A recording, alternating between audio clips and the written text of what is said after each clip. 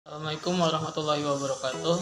Perkenalkan, saya Nanda Fahri Adi Jaksa dari kelas TI 4308 ingin menyampaikan tentang fluktuasi neraca perdagangan di Indonesia. Latar belakang yang akan saya bahas adalah neraca perdagangan sendiri atau balance of trade adalah selisih antara nilai ekspor dengan nilai impor. Defisit neraca perdagangan akan berpengaruh besar terhadap defisit neraca berjalan, mengindikasikan adanya ketidakseimbangan eksternal, dan apabila jumlahnya terlalu besar dan berlangsung terus-menerus, maka akan mengakibatkan terjadinya currency crisis. Currency crisis yang berdampak pada penurunan tajam nilai mata uang domestik atau depresiasi yang hebat akan berdampak pada krisis ekonomi secara keseluruhan.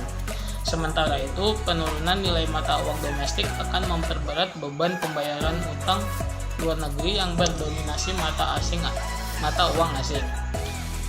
Menurut laporan BPS mengenai surplus neraca perdagangan pada bulan Februari 2014 telah memicu sentimen positif terhadap pertumbuhan ekonomi Indonesia di tahun 2014, setelah sebelumnya mengalami defisit yang cukup besar. Faktor utama surplus neraca ini dipengaruhi oleh meningkatnya surplus neraca perdagangan non-migas, menurunnya defisit neraca perdagangan non-migas ini, serta terjadi penguatan nilai rupiah BI. Penguatan nilai rupiah. Dengan itu, Bank Indonesia optimis surplus ini akan berlanjut meskipun sebagian pihak menilai hal ini hanya berlangsung jangka pendek.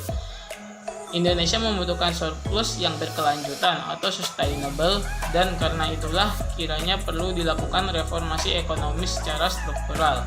Di samping itu juga ekonomi nasional juga memerlukan perbaikan daya saing melalui peningkatan produktivitas, perbaikan infrastruktur, serta sejumlah aspek lainnya. Pembahasannya adalah Bank Indonesia optimis neraca perdagangan Indonesia atau NPI selama tahun 2014 akan positif. Surplus neraca perdagangan pada 2014 sendiri dipengaruhi oleh beberapa hal. Yang pertama adalah meningkatnya surplus neraca perdagangan non-migas. Naiknya harga beberapa komoditi ekspor unggulan mengakibatkan keuntungan bagi Indonesia. Peningkatan terbesar ekspor non-migas Februari 2014 terhadap Januari 2014 terjadi pada lemak dan minyak hewan atau nabati sebesar 375,4 juta dolar Amerika Serikat atau setara dengan 26,10%. Sedangkan penurunan terbesar terjadi pada mesin-mesin atau pesawat mekanik sebesar 146,4 juta dolar Amerika Serikat atau setara dengan 24,39%. Terdapat dua komoditas utama yang meningkat baik dari harga jual maupun permintaan, yakni coklat dan minyak sawit mentah atau crude palm oil (CPO). Sedangkan komoditas yang mengalami penurunan adalah karet, emas, aluminium, kedelai, gandum, daging, gula, dan lain sebagainya. Penguatan rupiah juga mempengaruhi peningkatan nilai ekspor.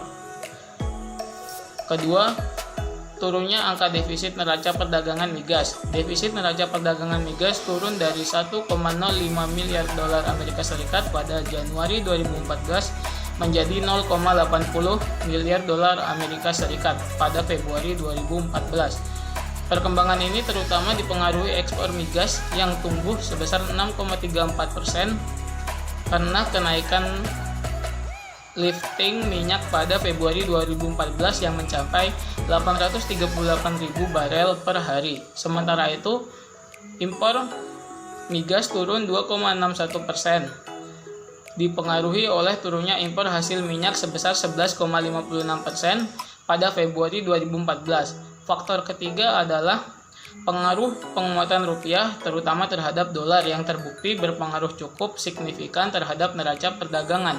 Bagaimanapun pengaruh penguatan ini sifatnya hanya jangka pendek karena mekanisme pasar eksternal.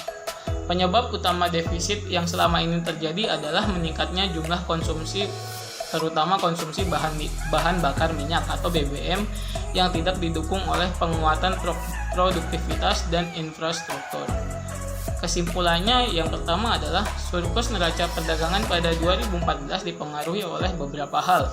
Yang pertama adalah meningkatnya surplus neraca perdagangan non-migas, turunnya angka defisit neraca perdagangan migas, dan pengaruh penguatan rupiah terutama terhadap dolar yang terbukti berpengaruh cukup signifikan terhadap neraca perdagangan.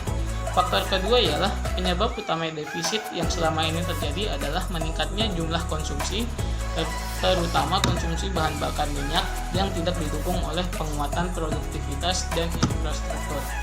Sekian dari saya, kurang lebihnya mohon dimaafkan. Wassalamualaikum warahmatullahi wabarakatuh.